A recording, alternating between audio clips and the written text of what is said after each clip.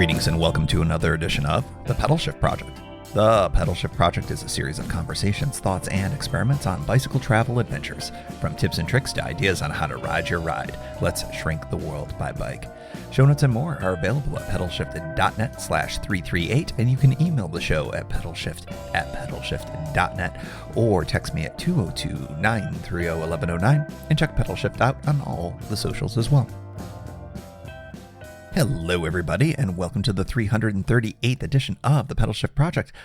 My name's Tim Mooney. Thanks so much for joining, and this is a compilation of the final few days of the PDX-SF2x tour. Yeah, I ended up not recording quite as much these last couple of days because there is a surprise that's coming in this particular episode, and it will pretty much, I think, explain why I didn't record quite as much here. So we're closing out the final days of the trip. We have yet another multi-part fast forward through some seriously hot California towns to get to Samuel P. Taylor Campground. After that, it's as much about reflecting on how the ride went as I prepare for crossing the Golden Gate Bridge. Still maybe the best finish line in all of bicycle travel. How'd the bike do? And will it get back to the bag okay for the return trip home? Folks, this is the final edition. We'll have a best of next week. And then, of course, we'll do a takeaways episode the week after that as we transition into fall.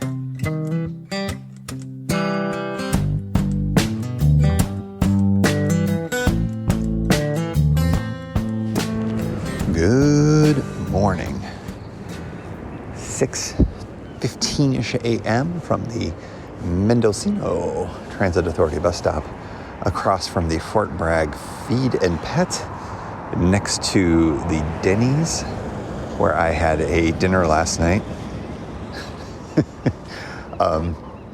That was an experience. They seemed very nice, but they were over their head. Let's see. I am packing up my bike. I am going to get it all set up, but I now feel very confident that this is the spot for the pickup.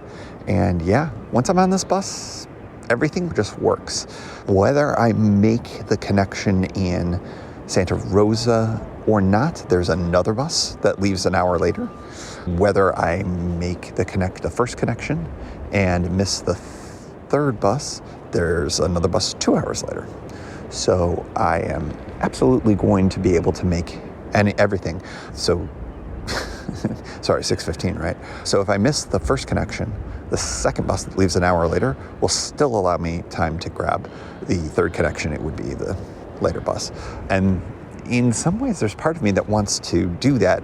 Getting to the camp at 1:30, while it sounds lovely, it's making these tight connections, and I wouldn't have an opportunity to get any food. If I say screw it and go for the 2:30 bus, I get there at 3:30, and that's perfectly fine by me. I am not in a rush. The only thing I'd be in a rush for is to get out of the heat. It is in the low 50s right now, and it's gorgeous, and I'm about to go into substantially hotter weather, and it'll be closer to 100 in Santa Rosa and San Rafael this afternoon. So I have shorts and t-shirts underneath my warm clothes right now, so I'll be able to just strip off and do that, but it'll be challenging with the bike. So I think that my instinct is to not mess around, make that first connection as I can. I'd rather spend a little extra time in one place where I know what's going on. So, all right. It seems like there's more activity, so there might be more people coming to get this bus, so I think I'm going to pack up now. Today is all transit, except for maybe a touch of riding, a little flavor here and there. But this is all in support of a camp tonight and biking tomorrow. So I think it's a worthy episode for you, especially after yesterday. Last week for you, yesterday for me. Ooh, is there another t-shirt in that? From Santa Rosa, California, at the Santa Rosa Transit Center. Bus got us down there, and it was an easy ride. I am grateful that I was empty stomach again for the very windy Route 20 up and over the mountains. I just dozed off and woke up in the middle of all the winding and realized that was going to be a bad situation if I opened my eyes. So I kept my head up and avoided any nausea that I normally get. I think I've mentioned this on the pod many a time, that I am a wonderful driver, and I will drive long, long hours to avoid being a passenger, which I am a terrible passenger, mostly because of emotions of this situation. So, but they did no problem. It's already getting hot here. The sun is very small, and I am making my own shade. There is a bit of heat. Unfortunately, the sun is coming in at this side, but I will be picking up my bus in probably another 10 or 15 minutes, and that'll take me to San Rafael. From there, I'm going to decide whether I'm going to take the immediate bus out to Samuel B. Taylor, or if I'm going to skip 2 hours and then go get food, whatnot. I think I'm going to chat like it both there. Not chat, excuse me. I'm going to consult what grocery stores are before I make that call. I think that it would make the most sense, because there is real food out that direction. And while I do have some food, I would like to have food. So that is probably the better bet. And there is a bus, like 10 minutes from when I arrive, and then 2 hours from that. And although I will ship this a little bit less than that, I think that's just fine. I can also grab lunch in addition to fitting my motions. I don't have a great lawn, and I'm just unclear about what that situation is in San Rafael. Like, I think I can probably just make sure that I'm not away from the bike for very long. It is a lock-up Nate, so it's completely useless. It's not like it's a table lock, but it's one of those strap cinching locks, so it's easily defeatable by somebody who's good, and of course I'm gonna have my bags on him, that's why. Correct. Not much more to say. I'm exhausted. I did not sleep super well last night.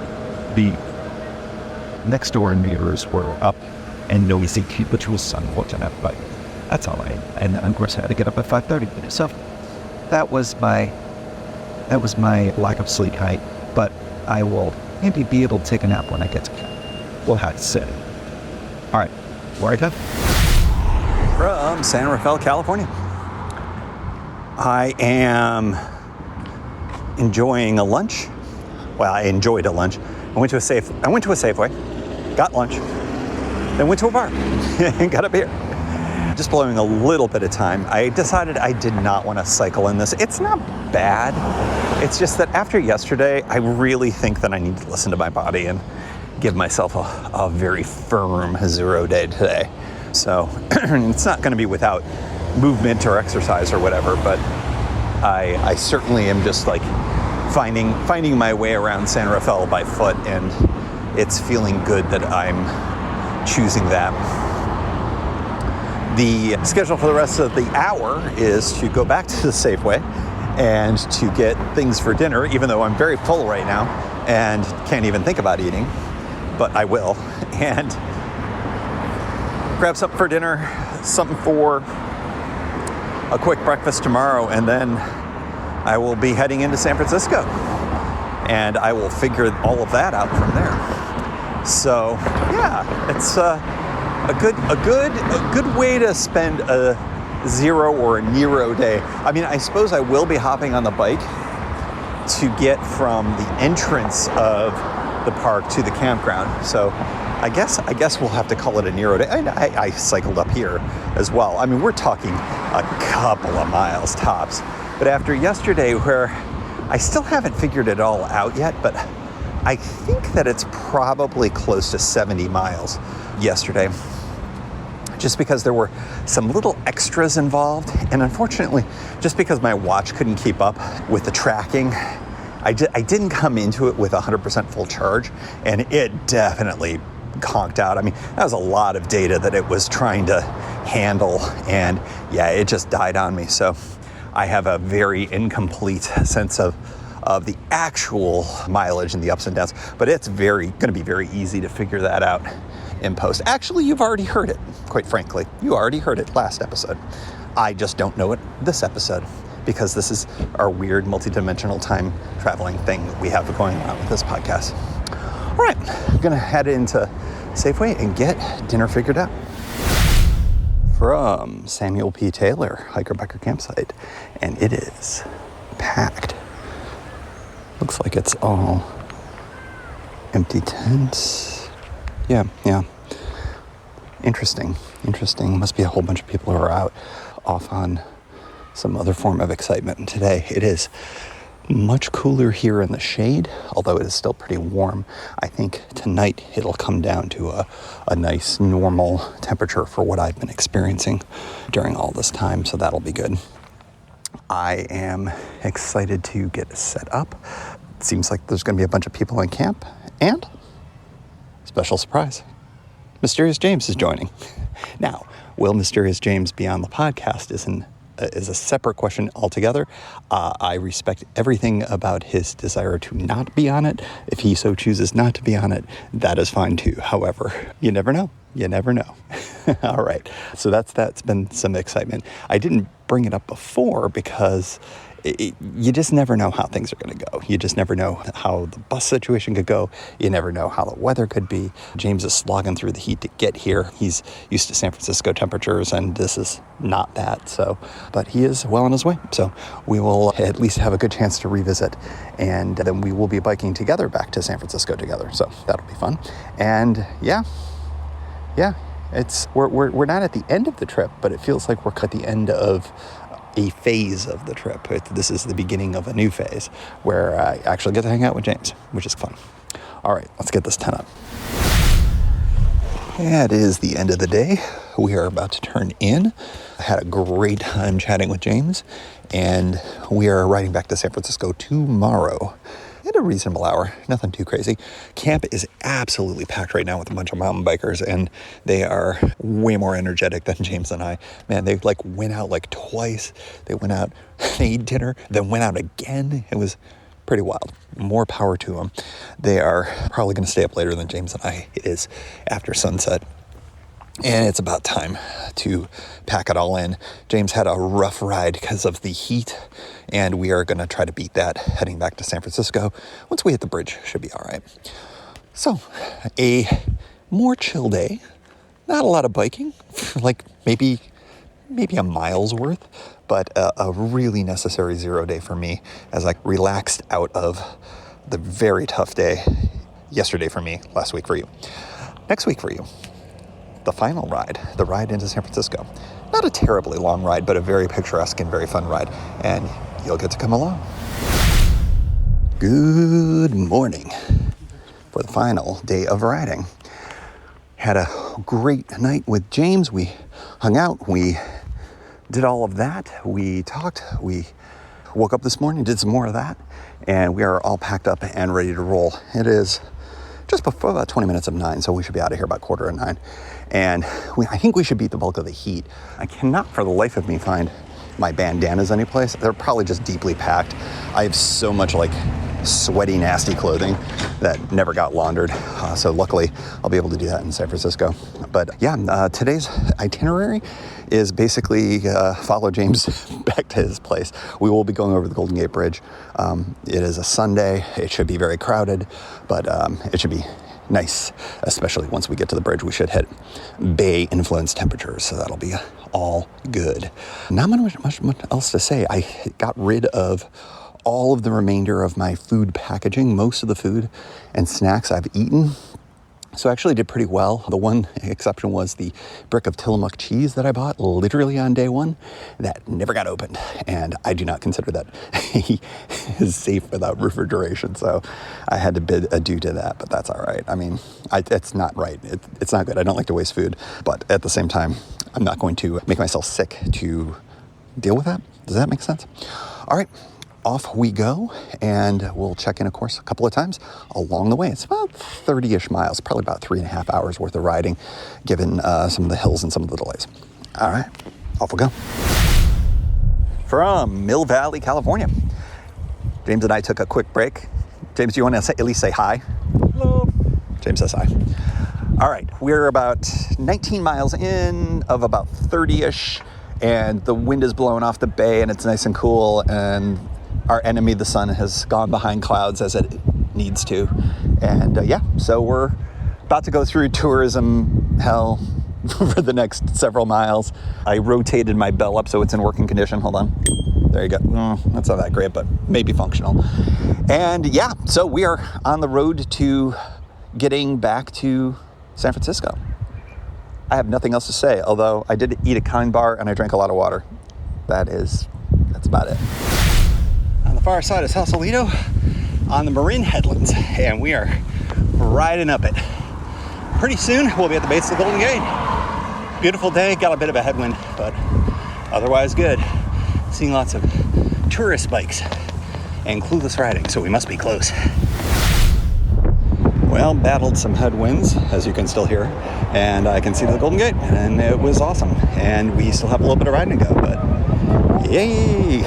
Beautiful day now, nice and cool. The headwinds were brutal. Usually, James was telling me that's usually in the afternoon, and it's 12 o'clock, so makes sense. All right, more to come. From San Francisco, California, and I am folding laundry, and I am showered, and it is the end of the cycling portion of this trip, and get a little bit of time, a little bit of downtime to enjoy the city, hang out with James, and just recuperate, because, dude, I'm a little checked out. I think that I'm at the point where it was like, yeah, sometimes I'm at the end of tours, and maybe you've listened, you can tell, I wanted to keep going, right? It's like I want more. I am ready to be done. This was a really intense trip. And as James and I were just talking, he reflected on, if you add up the probability of failure for each of those days that you had, it's insane that you ended up making it. Like, you hit all the points that you made it. And I was like, that's a really good point. And maybe why I'm so exhausted right now, This ended up being a 100% successful trip in terms of what I plotted out. Like, literally everything worked. And, with multiple transit agencies, I think I ended up with over 10, or maybe, I think it was 10 different transit agencies that were involved, and it might have been 11, but I'll have to go back and check. And of course, you'll hear it in statistics and other things as well, maybe in the follow-up episode next time with the takeaways. But for this to have worked is pretty wild. I don't know if I can recommend doing it this way again. I'm glad it was a proof of concept. And of course, using transit as a piece of your touring, I always end up recommending. I'm not sure if I would ever want to try to do this again in this way, because it was a lot. And, the stress of losing the phone and stuff like that, I'm just realizing now, how much was on top of all of this. But it worked. And, I think after a day and, getting back into kind of a regular mindset again, I'll be able to look back and be like, oh yeah, type 2 fun, maybe type 2.5 fun. But I'm really glad I got here and I was able to take you along on the ride. This was a thrilling adventure that there are going to be many takeaways from coming at you, of course, in a future pod. And again, the California and Oregon coast, I ride it a lot. I presented a lot on this show. It is worth coming to time and time again. And I think that a little preview from a takeaway perspective, I feel like I just rode by it a little too fast. Like, everything was so focused on sort of making these connections and whatnot that in some ways I'm like, yeah, sure, I had a night in Newport and I had a night in Fort Bragg, but I didn't really get a chance to soak in specifically Fort Bragg. And it's like, what is the point of bike touring, and where is it in my head right now? And I'm also realizing, I can't pull these miles off quite the same way I could 10 years ago when I first started the podcast, well, 9 years ago, I guess it is, but it's coming up on 10 next year. So I think that my evolution of what is a good bike tour, maybe that should evolve. I think I used evolution twice in a sentence. I'll have to rethink that. But anyways, more thoughts to come on all of that. But I'm really, really, really happy that this ride turned out the way that it did, because I think it's going to inform a lot more in the future. From San Francisco International Airport, SFO, it is the final day of my adventure here. And this is more of an addendum than anything else, but I just thought I would throw out a couple of things. Number one, many, many great ideas and discussions with Mysterious James. So although he didn't really appear on the show, I have many things that will end up being shared in subsequent episodes of the pod. Lots to talk about, especially regarding lightning loads, backpacking techniques. We really thought out a whole bunch of really interesting things about applications to bicycle touring and things I could have done different on this trip even that I think that would have made it easier, better, whatever. So that'll end up being in not only future episodes of the show, but also in the takeaways episode. So look for that coming to you very soon. The other thing that I want to mention was the efficacy of the bike bag and the duffel and how easy it's been for this entire trip. And again, I will talk more about that in the takeaways episode, but I just went through Alaska Airlines check-in here and getting an Uber XL, no, it was a Lyft XL, I think it was, from right in the middle of San Francisco to here at the airport at 0 dark 30 in the morning, and basically being dropped off right out front. Went right to oversize check-in, got the bags checked, and it's just super quick and easy, and the bike fit just almost even better now on the second part of the leg into the bag than before. And having the help of somebody who knows what they're doing with James was really helpful in terms of the process. It was a breeze compared to the outbound. And part of that was I knew exactly what needed to happen. So having disassembled, reassembled, and then now disassembled again, that second disassembly was much simpler. And I think maybe, again, stuff for the takeaways, but when you are doing your travel, it's probably pretty good to be practiced at the kinds of things that you need to do, assembly, disassembly, well before your actual departure. Because the degree to which it was, 75% easier. I mean, just really, like, no sweating, no, like, fumbling. It was just much easier. And I found the reassembly in Portland many weeks ago for you was so much easier too, because I just done the disassembly once. So I do think that there's something to be said about having some practice beforehand, so you know what you're getting into, and then it's a learning curve that very quickly pays off dividends. So that was good. It'll be interesting to see, and there's no guarantees, of course, that the bike is going to come back completely fine, but I've had some good luck so far. This will be the third time flying with this bag. The exposure of the derailleur is a bit of a concern as always, but use some spare cardboard and a little bit of packing tape, and there's as much shielding as possible for this little beastie, and yeah, it's good. So overall, the return trip here so far has been pretty simple. It feels so nice to be really light. I don't know how many folks have flown with bikes before, especially full-size bikes. Boy, does it feel good to be with just your carry-on and to let go of all of the gear. It's a little unnerving in some ways, but hey, I'm going home, so it's not like on the other end I need this stuff for what I'm trying to accomplish like immediately. I just need to be able to pack it up and put it away. All right, well, enough with the addendum. I think it's time for me to go home. It's time for me to reflect a little bit. And I got some podcasts to put together, but you've already heard them all, so, whatever. Statistics. Miles bust, 184. Miles biked, 31. Number of energy bars I saw consumed at camp, like 8,000. It's all they ate. It was crazy. Golden Gates crossed, 1. Approximate numbers of hours of deep conversation with MJ, 27, give or take. Zip ties still on my bike literally as we speak. Right here, right now, 4. They're still on there. Haven't done a thing to it. Flats, 0. And as always, we like to close out the show with a special shout out to the Pedal Shift Society. Because of support from listeners like you, Pedal Shift is a weekly bicycle touring podcast with a global community. Expanding into live shows and covering new tours, if you like what you hear, you can support the show for $5, $2, or even $1 a month. And there's one-shot and annual options if you're not into the small monthly thing. Check it all out at pedalshift.net/society. On to the society.